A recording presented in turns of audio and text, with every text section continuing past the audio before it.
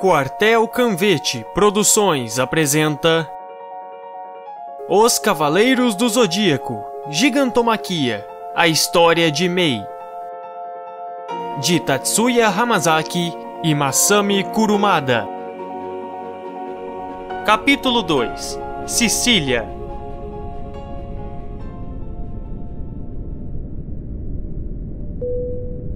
Parte 1. Nem acredito que você está vivo, Mei. Diz, retornando ao seu lugar no avião depois de ter ido buscar algo para beber. Estamos em pleno voo. Este avião não tem janelas nem poltronas.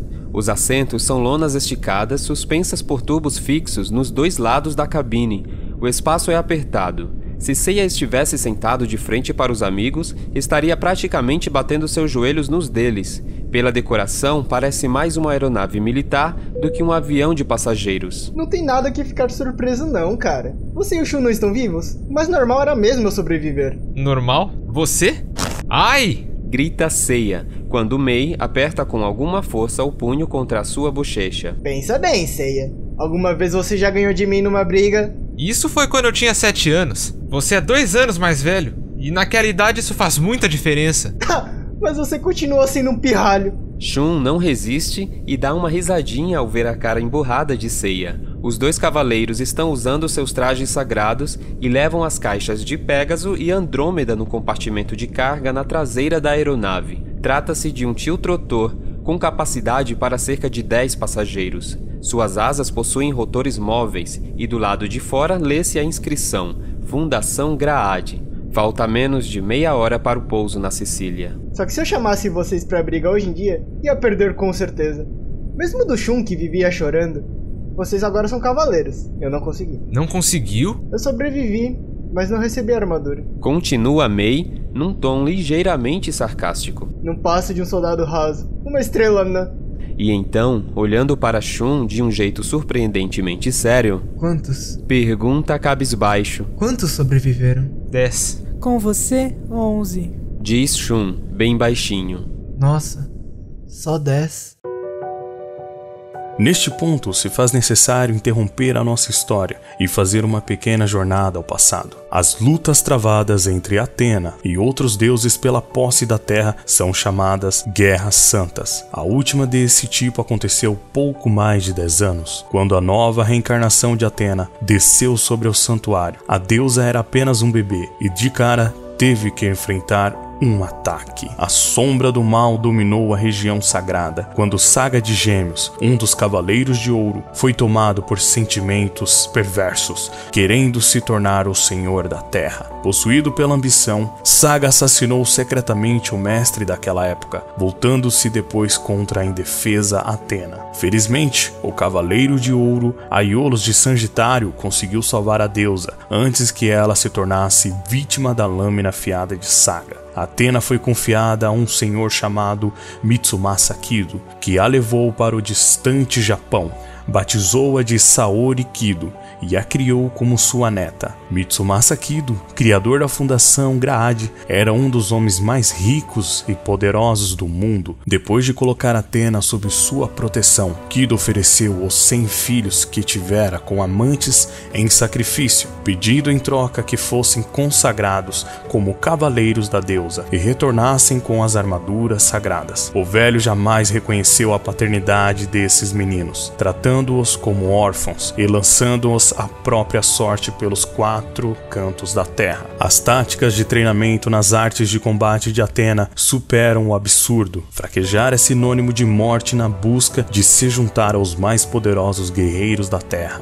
Os aspirantes foram submetidos a florestas povoadas de animais selvagens, desertos impiedosos, montanhas onde respirar é um suplício, planícies gélidas onde o frio leva uma pessoa à morte em menos de 5 minutos, ilhas vulcânicas com calor infernal e gases tóxicos. Praticamente todos os filhos de Mitsumasa Kido morreram nesse processo, enviados ao inferno pelo próprio pai. Apenas 10 deles conseguiram completar esse treinamento extremo e, eleitos pelas constelações, retornaram milagrosamente com os trajes sagrados. Entre esses poucos estão Seiya e Shun.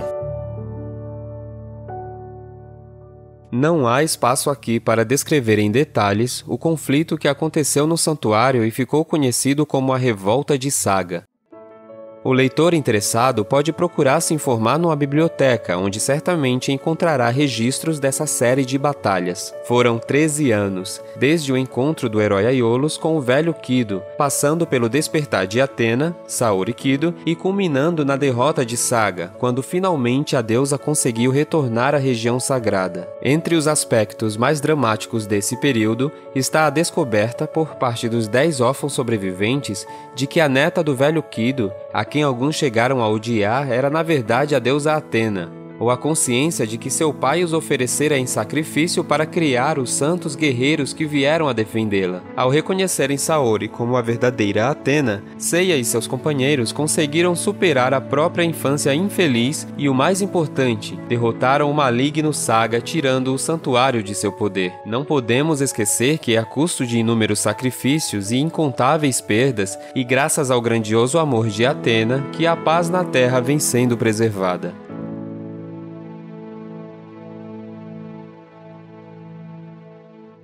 Seiya, você foi mandado para a Grécia, certo?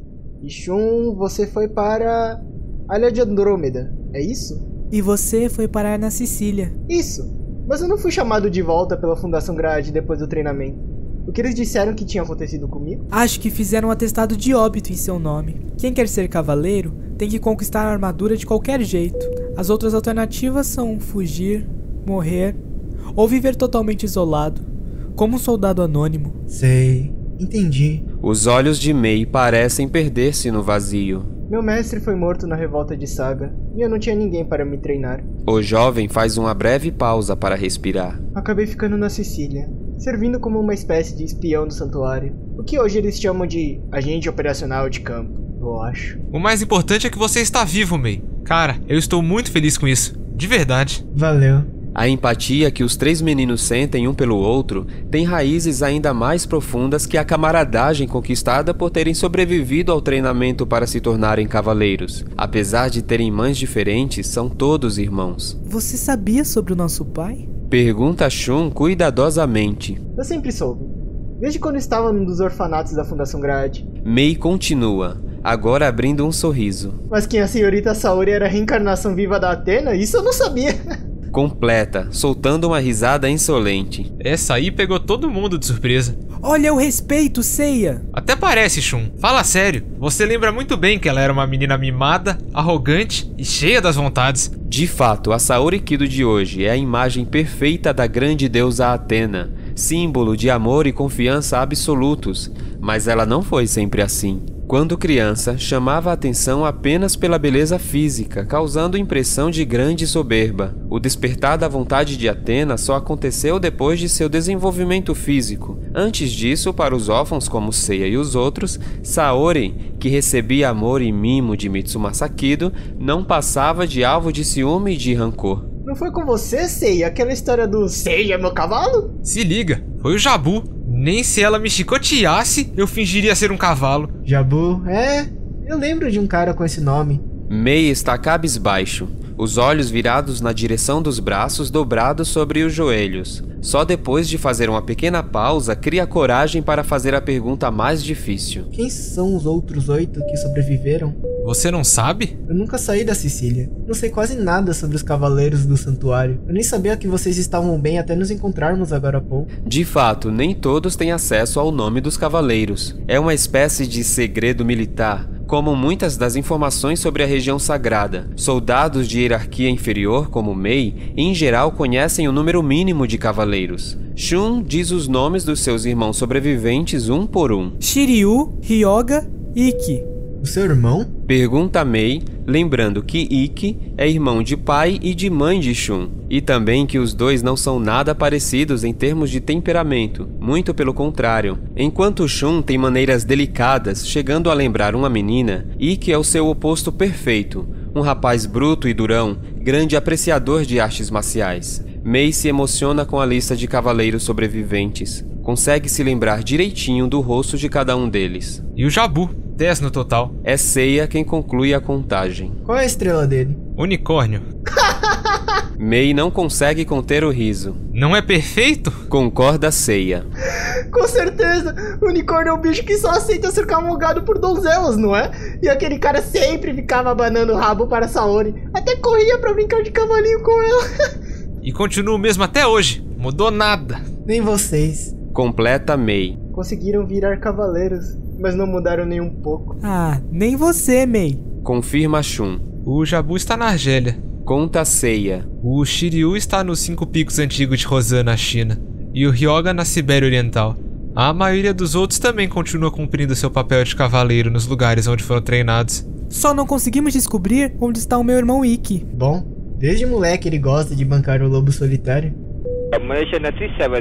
Neste momento, o alto-falante anuncia que já estão sobrevoando o espaço aéreo siciliano. O voo da Grécia até ali foi curto demais para matar saudades. Seiya e Shun correm em direção às suas armaduras, enquanto Nicole, que não participou da conversa por estar pilotando o avião, anuncia secamente: Vamos abrir a porta traseira e diminuir a altitude. Vocês 3 vão pular. É brincadeira, né? Seiya faz uma careta, mas a coisa é séria. Este bichinho bebe muito combustível a cada aterrissagem e decolagem. Explica Nicole. Temos medo de que não temos o suficiente para voltar ao santuário. Mas você só pensa em si mesmo, Nicole. Quem vai garantir a nossa segurança? Resmunga Seiya. Talvez o leitor esteja surpreso como que um cavaleiro como Nicole, da constelação de Altar, seja capaz de pilotar uma aeronave de tecnologia avançada como este tio Trotor. Mas embora os guerreiros de Atena sejam entidades completamente isoladas do cotidiano mundano, isso não significa que não se relacionem com ele. Sua missão não é proteger um universo fantasioso de conto de fadas, e sim o planeta onde vivemos. Os cavaleiros também são mutantes, assim como o céu e a terra, e evoluem com eles.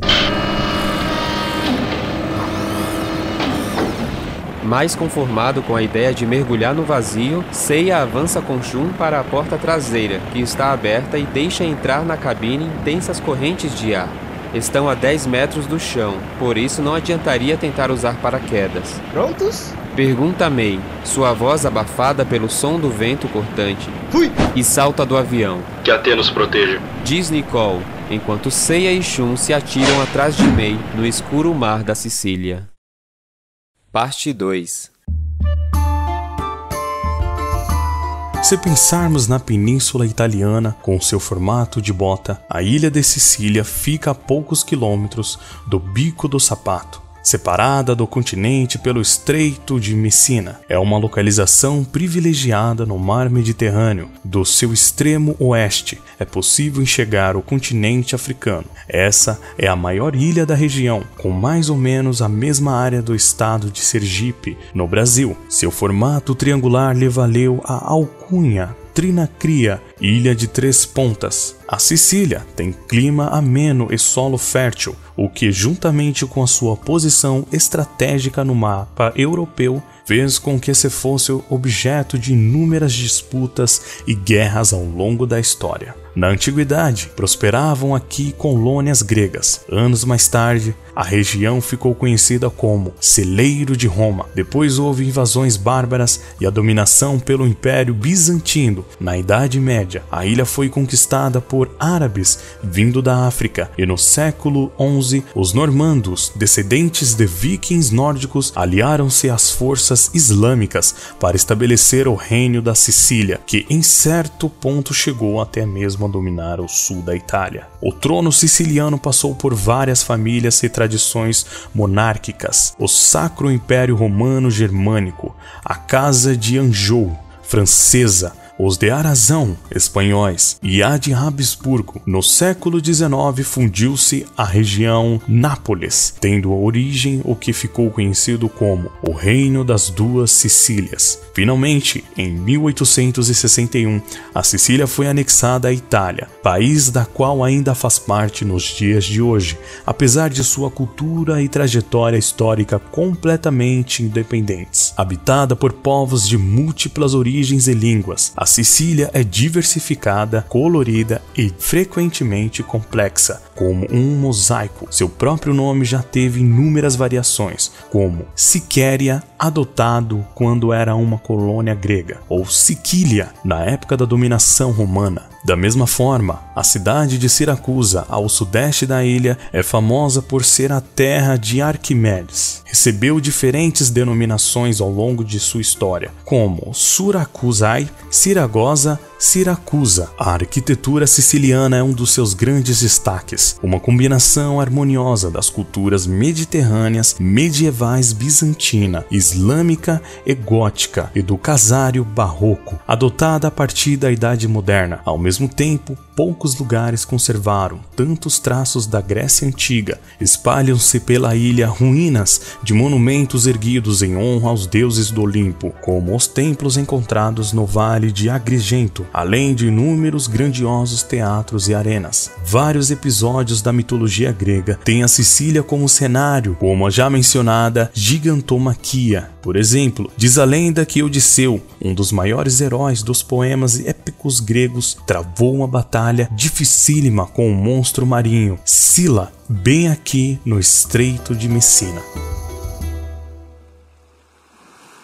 O que vem à sua mente quando ouve falar na Sicília? Pergunta May. Os amigos se refugiaram em uma ilhota pequena e escura, de onde May observa o antigo teatro de Taormina. Chegaram ali nadando depois do arriscado salto. O que seria suicídio para as pessoas comuns não era nada se comparado ao treinamento a que os três tinham se submetido para se tornarem cavaleiros. Seiya pensa um pouco e diz: Máfia. Por causa de um poderoso chefão, né? Brinca May. Na verdade, esse assunto é tabu por aqui, mas a Sicília é muito mais segura do que o continente, sabia? Taormina fica na costa leste da ilha, com população de cerca de 10.000 habitantes. Incrustada em um declive no Monte Tauro, a 400 metros de altitude, a cidade tem uma magnífica vista para o mar. Sua beleza natural já lhe valeu inclusão como cenário de muitos filmes e fez da região um centro turístico mundialmente famoso. A área urbana de Taormina é antiga e, como acontece com muitas cidades europeias, predominam calçadas e ruas estreitas.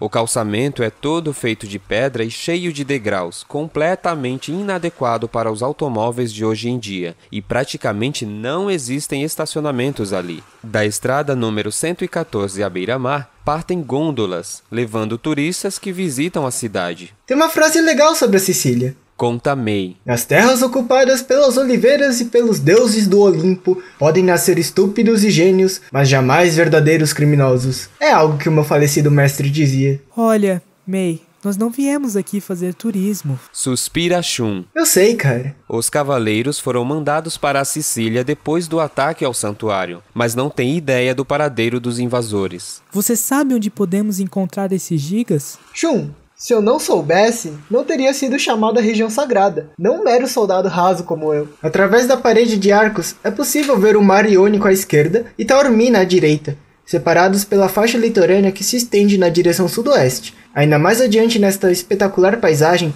está uma montanha que passa impressão de intensa personalidade. O Monte Etna! Sussurra Shun. Trata-se do maior vulcão ativo de toda a Europa, com 3.340 metros de altura. Por suas muitas erupções e grande quantidade de lava derramada, o monte tem um aclive muito suave e não exageradamente inclinado. Do seu cume brota uma intensa fumaça cinzenta. Segundo as lendas gregas, explica May, os gigas soterrados por Atenas sob o Etna sofrem tanto que cospem chamas e fumaça. Nossa, como está escuro. Interrompe Seiya. Já era para ter amanhecido, ou não? O sol é um pouco mais do que um círculo apagado no céu, e toda a ilha está coberta por uma espécie de meia-luz. Apesar de estarmos no auge do verão, não tem quase ninguém em Taormina e o lugar parece mais uma cidade fantasma. O Etna está numa fase de intensa atividade. Eu vi na TV. Explica May. A terra treme a toda hora. O aeroporto está fechado por causa das cinzas vulcânicas e a corrente de lava já chegou à beira da cidade, que declarou estado de emergência. Isso explica por que Taormina está tão deserta neste verão, sendo que normalmente é um agitadíssimo centro turístico. A população foi evacuada da área? Exatamente. Normalmente poderíamos subir uma parte do Etna de carro, mas hoje as estradas estão bloqueadas pelo exército. Droga. Reclama Seiya, coçando a cabeça. Então a gente vai ter que ir a pé. Primeiro, um banho de mar. Agora, caminhada pela montanha. Suas férias de verão estão ficando completas, Seiya. Brinca May. É até melhor. Podemos agir sem termos que nos preocupar com os moradores ou turistas. Se os gigas realmente estão de volta, A primeira coisa é verificar se os laços de Atena estão atados. Como, aliás, o Sr. Nicole ordenou. Segundo meu mestre, Diz May, com o olhar na direção da cratera. os laços de Atena estão nas profundezas do Etna. Certo. Então vamos. Mas antes que Shun e May possam responder, Bem-vindos, cachorros de Atena! com o susto, os garotos se levantam em posição de alerta. Sombras saltam de diferentes pontos do teatro a céu aberto. Preciso parabenizá-lo por não ter vindo tão rápido ao encontro da morte, Pégaso. Agrius! Seiya reconhece o gigante com quem lutou no santuário, e ele não está sozinho. Só mandaram 3 pessoas? Os cavaleiros devem estar com falta de pessoal. E esses menininhos ainda? Mamãe mandou fazer compras, foi? No palco estão Agrius, a Força Brutal, Thoas, o Relâmpago Celery, e Palas, o Parvo, armado com as garras marionetes. Seus trajes de adamas refletem um brilho turvo sob o céu escurecido. Shun, são os gigas que invadiram o santuário ontem. Mais uma vez, Seiya é interrompido, agora por uma nova presença que surge do poço no centro do palco. Que? Que cheiro horrível. Seiya cobre sua boca instintivamente, sentindo uma terrível ânsia de vômito. É como se estivessem empurrando seu rosto para dentro de um saco de carniça e excrementos. Espera aí, Diz Shun. minha corrente está reagindo a esta presença. A corrente amarrada ao traje sagrado de Andrômeda treme como se tivesse sido atingida por um relâmpago. É ele! É o cara que me atacou no teatro! A sombra do quarto giga aparece de repente em meio a um redemoinho de fumaça negra. Seu vozeirão poderosíssimo reverbera na arena e faz com que todo o lugar trema com a vibração. Meu nome é Encélado, o brado de combate.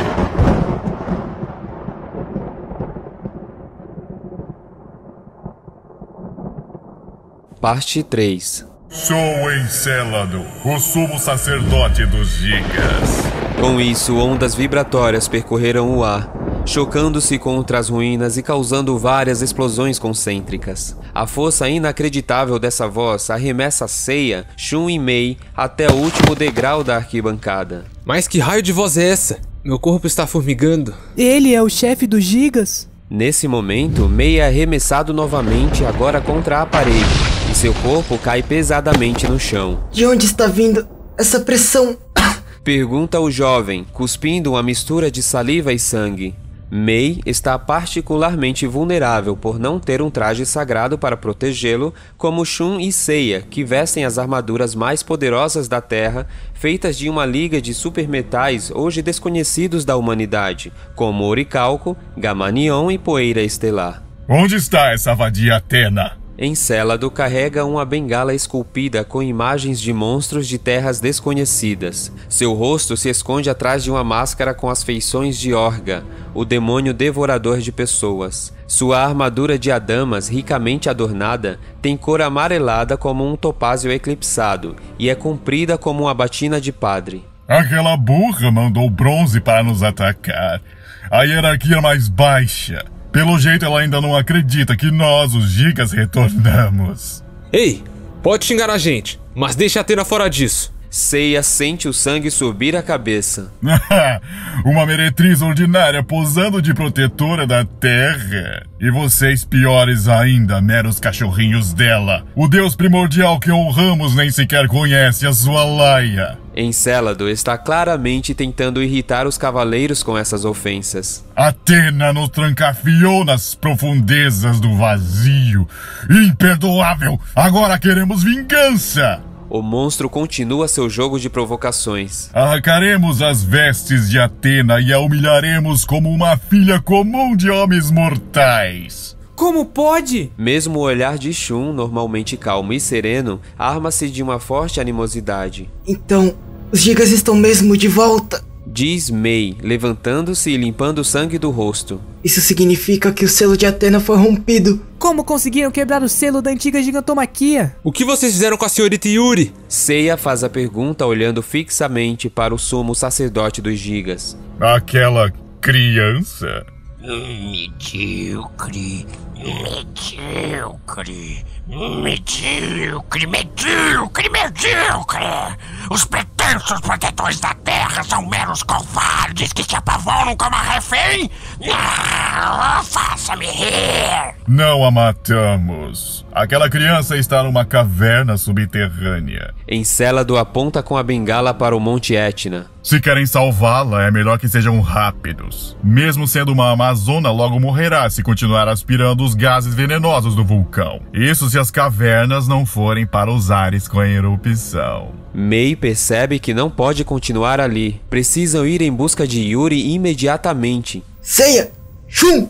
Sigam-me! É difícil dar as costas a Encélado depois de todas as provocações, mas esta luta tem que ficar para depois. Os meninos correm em direção ao Monte Etna, evitando a zona urbana de Taormina, numa velocidade tão incrível que não deixam nem sombras no chão. Mesmo sem poderes extrasensoriais como o teletransporte, a agilidade e os saltos de um cavaleiro são imensamente superiores aos de um ser humano comum. A cidade fica para trás rapidamente, dando lugar a colinas com plantações cercadas de muros de pedra e arbustos. Tudo ali está coberto por cinzas do vulcão. Não tenham tanta pressa, garotos. Para a surpresa dos três, os gigas os seguem de perto. Mas como? Pergunta-se Shun, enquanto Toas, o relâmpago Celery, vem atrás dele como uma sombra. Palas, por sua vez, está na cola de Mei. Ainda não terminamos a explicação. Se quiserem salvar aquela garota... Nem precisa dizer. Precisamos derrotar vocês, não é?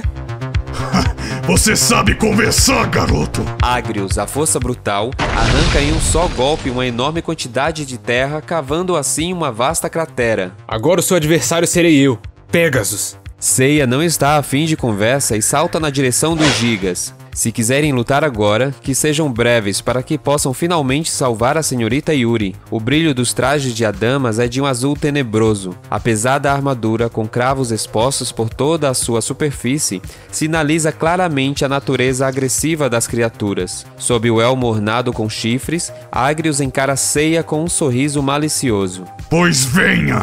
Meteoro de Pégaso! O grito do cavaleiro faz com que surja um ofuscante facho de luz. É o seu golpe mais poderoso. Nenhum oponente resiste em pé aos mais de 100 socos por segundo, cada um com a força de Pégaso caindo sobre seu corpo como uma chuva de estrelas cadentes. É só isso? Agrius pergunta, sem se mostrar minimamente abalado pelo meteoro de Pégaso. Cada vez mais fica claro que os gigas despertaram para um poder equivalente ao dos cavaleiros. O Adamas da armadura de Agrius não tem sequer um arranhão. Seiya engole seco diante da dor aguda que atravessa seu punho. Por mais poderoso que seja, nenhum corpo consegue resistir ao soco de um guerreiro sagrado. A essência da destruição, capaz de romper átomos. A única forma de barrar um ataque como esse é com uma força igual ou superior à dos cavaleiros. Estamos falando da força interior, o chamado Cosmo. Eu senti na região sagrada. Balbucia Seiya, erguendo os braços numa posição defensiva. Mas o cosmo dele é ainda maior e mais agressivo do que eu imaginava. Neste momento, Agrius se inclina para baixo, expirando vigorosamente. Coloca uma das mãos na terra, agachando-se. Seiya assiste horrorizado enquanto explosões internas de força fazem os músculos de aço do Giga se expandir ainda mais. Sinta a diferença de forças entre os cavaleiros e os gigas! Agrius diz antes de gritar. Pressão de penhascos! O Giga salta na direção de Seiya, chutando o chão para impulsionar seu impetuoso avanço. Seu golpe acerta em cheio o cavaleiro, que só consegue soltar uma espécie de espasmo abafado. Parte 4.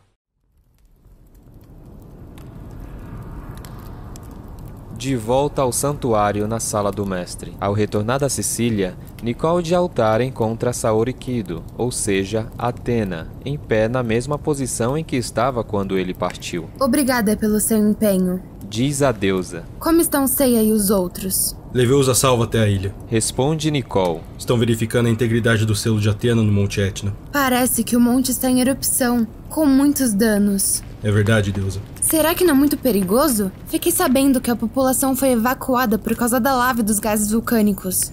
Os cavaleiros de Athena não temem nenhum perigo ou dificuldade. Além disso, a Fundação Graad já está trabalhando em conjunto com o exército italiano. A região está isolada num raio de 10 km. Certamente não teremos distúrbios desnecessários. Muito obrigada, Nicole. O senhor foi muito rápido e prestimoso. É o papel do mestre substituto. Agradece curvando-se diante da garota. Pediremos que Kiki nos traga notícias dos acontecimentos na Sicília. Sinto muito. Diz Athena, ligeiramente cabisbaixa. Dei outras ordens a Kiki. E continua depois de uma pausa.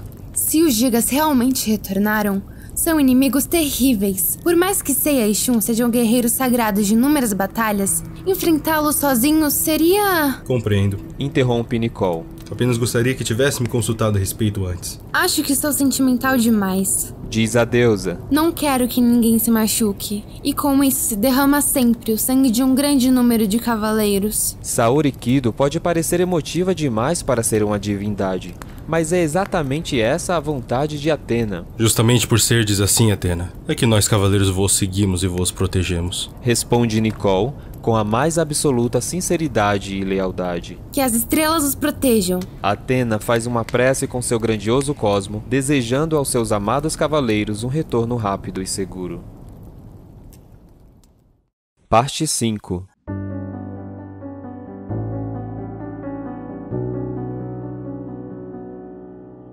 Não é fácil explicar em palavras a natureza do cosmo, uma vez que se trata do sétimo sentido. Palavras são a própria expressão da sabedoria humana e estamos lidando com algo completamente alheio à humanidade nos dias de hoje. O ser humano comum possui basicamente 5 sentidos: visão, audição, paladar, olfato e tato. Existe um sexto sentido que costuma ser chamado de intuição ou capacidade de premonição, mas apenas aqueles considerados paranormais têm essa dimensão mais desenvolvida. Em um passado longínquo, todas as pessoas eram dotadas do sétimo sentido. Estávamos na era dos mitos, quando ainda não havia fronteiras nítidas entre os deuses e os seres humanos, embora esteja presente ainda hoje, de forma sutil, na própria fonte da vida na Terra. O desenvolvimento da civilização fez com que os homens acabassem perdendo a sua maravilhosa capacidade. O sétimo sentido é a origem dos poderes sobre-humanos dos Cavaleiros de Atena. Através dele,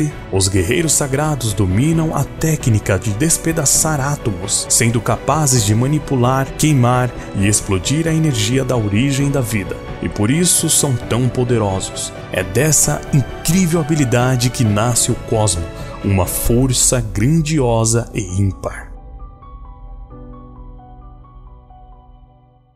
No Monte Etna, as plantas da paisagem se tornam cada vez mais esparsas à medida que avançam em direção ao cume do vulcão. Aqui, terremotos ocorrem com frequência. As encostas negras estão cobertas de cinzas, cascalhos, pedregulhos e pedaços de lava endurecidos. Chega de brincar de pega-pega, garoto de bronze. Toas, o relâmpago célere, coloca-se à frente de Shun, bloqueando seu caminho. O adamas de sua armadura é de malaquita escura com pedras incrustadas que lembram olhos esverdeados.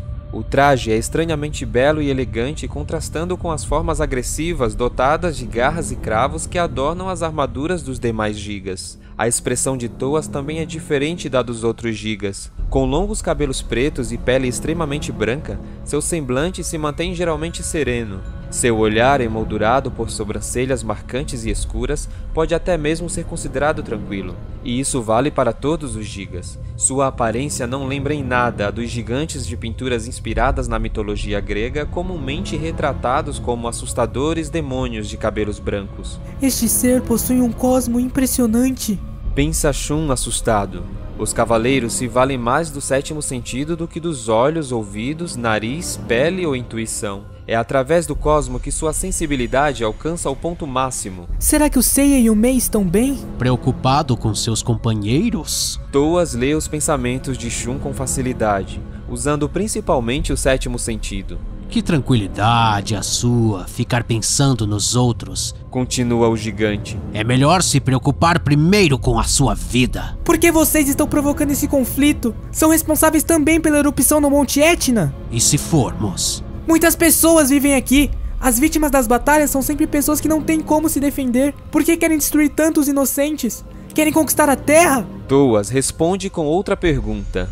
Rapaz, você está falando da Guerra Santa? Sim, estou. O esquecimento é o pior dos crimes, santo guerreiro de Atena. Você parece disposto a nos enfrentar sem mesmo saber o motivo. O Giga solta um riso maldoso e começa a sua explicação tortuosa. Antes da gigantomaquia, antes de sermos exilados nas profundezas do além-tártaro, já havia Atena na terra, Poseidon no mar e Hades no reino dos mortos. Mais poderoso que eles havia apenas Zeus nos céus, e os deuses do Olimpo reinavam sobre os 3 mundos. Poseidon e Hades declararam guerra a Atena inúmeras vezes, como objetivo de dominar a terra. Vocês, cavaleiros, expulsaram os inimigos e chamaram esses conflitos de Guerras Santas. Os cavaleiros sempre lutaram contra vontades malignas e viciadas para proteger o amor e a paz na Terra. Shun não entende aonde Thoas quer chegar com tudo isso. Sem dúvida, Atena é a guerreira protetora da Terra. Isso todos admitem. Agora me diga, quem Atena e os cavaleiros defendem?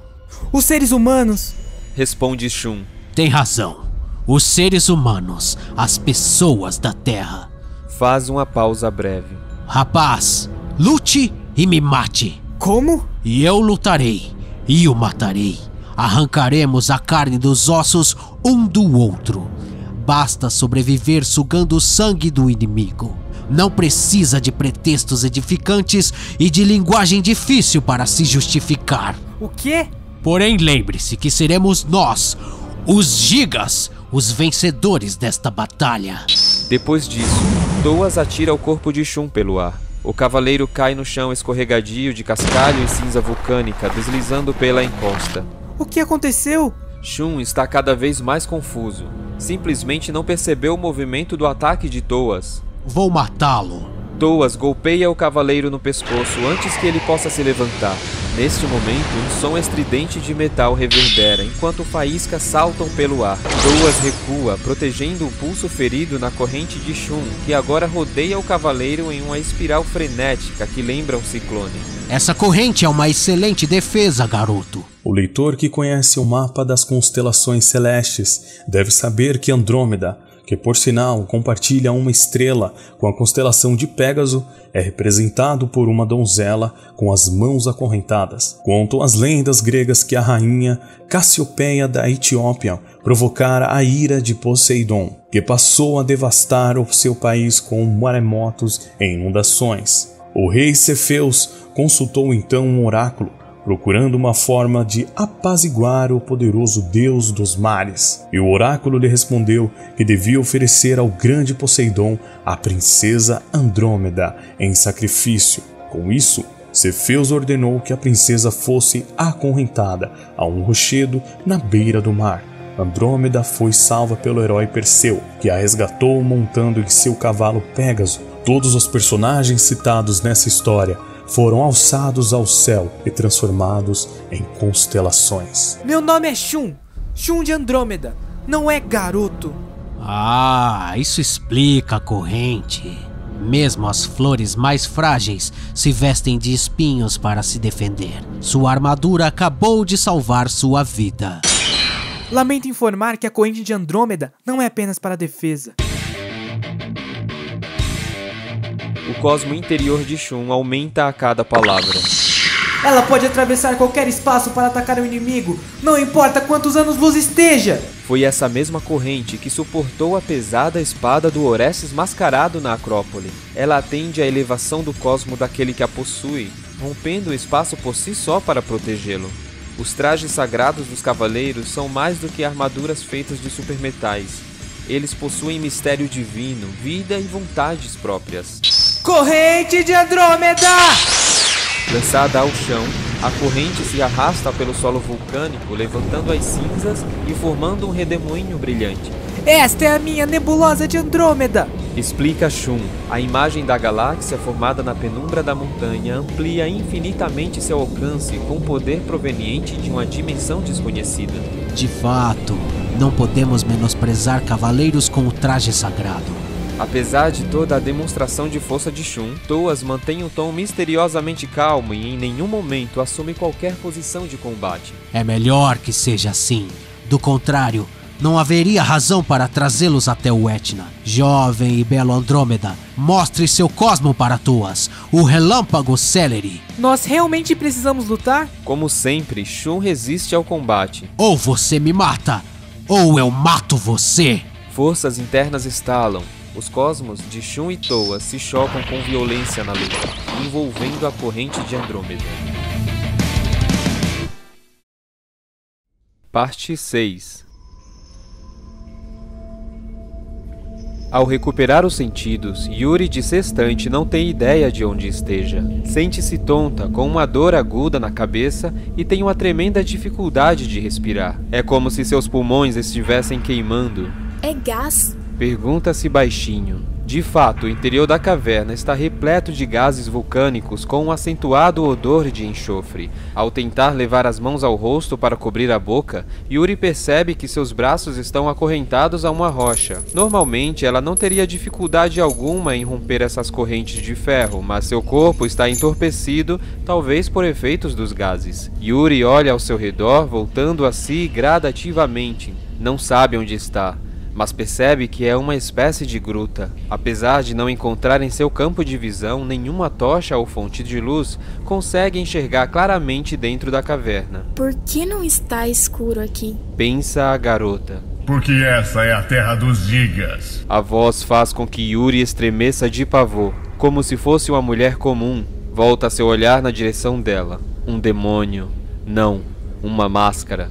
Um homem vestindo uma máscara diabólica como um Orga. É Encélado, obrado de combate em sua longa armadura que tem um brilho dourado do topázio, e ele observa atentamente sua prisioneira. Quem é você? Onde estamos? Yuri se esforça para aparentar tranquilidade e firmeza, mas está seriamente transtornada. Sendo uma amazona, não se assustaria com uma fachada rasteira de uma máscara. Consegue reconhecer e identificar com precisão o incrível poder do inimigo. Da mesma forma que Atena tem seu santuário, nós temos essa terra, protegida pela vontade do deus dos gigas.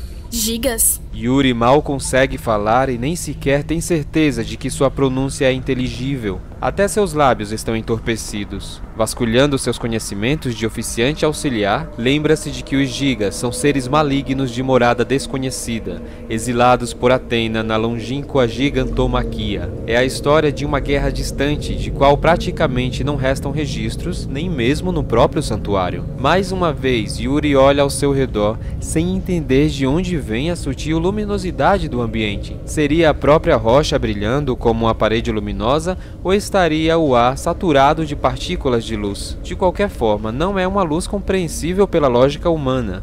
Certamente está em uma região sagrada, mas a vontade que a preenche é de natureza completamente diferente da de Atena. O que você pretende me raptando? Pergunta tossindo. Também não entende como o gigante à sua frente pode estar imune aos efeitos dos gases. Lembra-se de que as máscaras das Amazonas têm efeito neutralizador de tóxicos.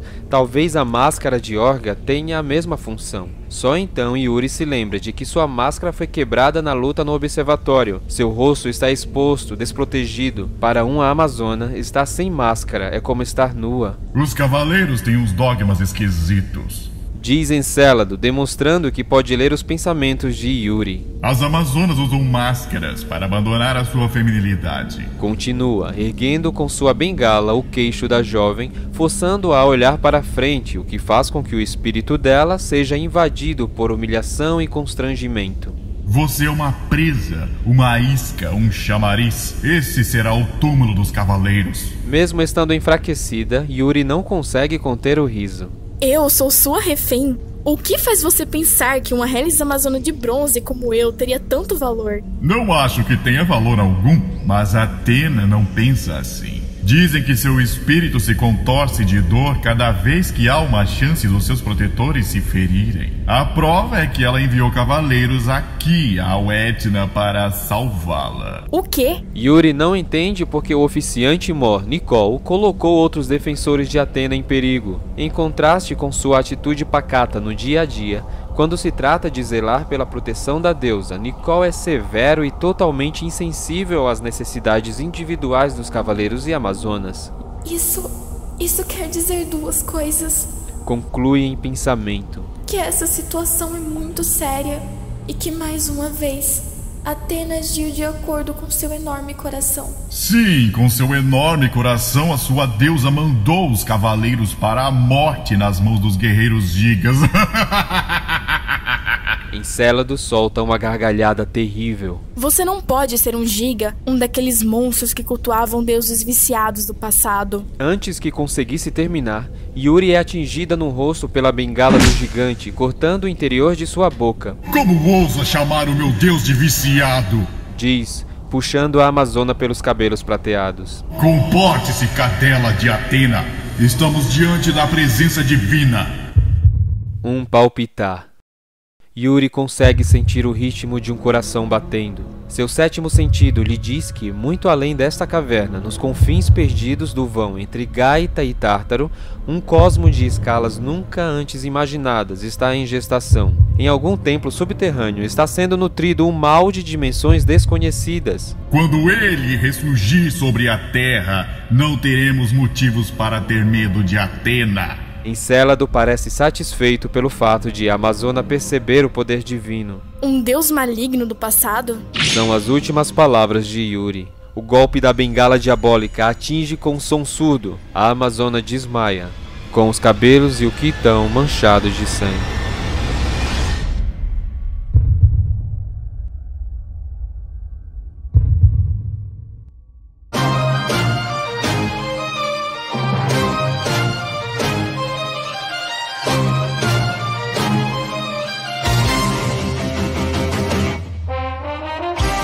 Os Cavaleiros do Zodíaco, Gigantomaquia, a história de Mei. Capítulo 2, Sicília. Conta com as vozes de Bonifácio Gonçalves como narrador 1, Marcos Mirai como narrador 2, Antônio Corrighiari como Seiya de Pégaso, Pedro Yoshiaki como Shun de Andrômeda, Kenzo Kozonoi como Mei, Matheus Azevedo como Nicole, Ana Paula Markiewicz como Saori, Lucas Saguista como Palas, Diego Piana como Encélado, Márcio Oliveira como Toas, Mestre Jordison como Agrius, Ana Azolini como Yuri de Sextante. Direção: Lucas Saguista. Co-direção: Marcos Mirai. Tradução: Alberto Chihiro Suzuki. Edição de áudio e sonoplastia: Diego Piana. Encerramento: Paulo Piazza. Essa é uma produção do grupo Quartel Canvete.